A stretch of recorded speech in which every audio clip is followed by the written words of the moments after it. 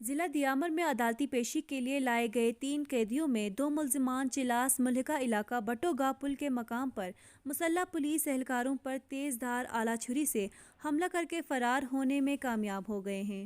عدالت سے جیل کی طرف منتقلی کے دوران بٹو گاہ پل کے مقام پر نامعلوم افراد نے فائرنگ کر کے پولیس بختربند گاڑی روک لی اور ملزمان نے پولیس اہلکاروں پر تیز دھار آلہ چھری سے حملہ کر کے فرار ہونے میں کامیاب ہو گئے ہیں۔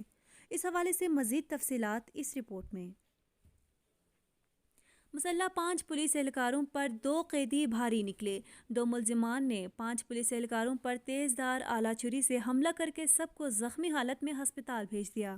ابتدائی اطلاعات کے مطابق ڈسٹرکٹ جیل دیامر میں دفعات 320 اور 324 کے تحت زیر حراست 3 قیدیوں کو مقرر عدالتی پیشی کے لیے لایا گیا تھا۔ بعد عدالتی پیشی جیل کی طرف منتقل کیا جا رہا تھا کہ راستے میں بٹو گاہ پل کے مقام پر نامعلوم افراد نے پولیس بختربند گاڑی پر فائرنگ کر کے گاڑی روک دی۔ پولیس بختربند گاڑی میں موجود قیدی ملزمان نے تیز دھار آلہ چھری سے حملہ کیا اور پولیس اہلکاروں کے آنکھوں پر کیمیکل پاؤڈر پھینکا۔ پولیس اہلکاروں اور ملزمان کے درمیان تصادم ہوا۔ تصادم کے نتیجے میں 5 پولیس اہلکار زخمی ہوئے۔ زخمی پولیس اہلکاروں کو طبی امداد فراہم کرنے کے لیے ریجنل ہیڈ کوارٹر ہسپتال چلاس منتقل کر دیا گیا ہے۔ پولیس ذرائع کے مطابق بختربند گاڑی میں 3 قیدی موجود تھے، جن میں 2 قیدی فرار ہونے میں کامیاب ہو گئے ہیں، جبکہ تیسرا قیدی وہیں موجود رہا، جسے ڈسٹرکٹ جیل دیامر منتقل کر دیا گیا ہے۔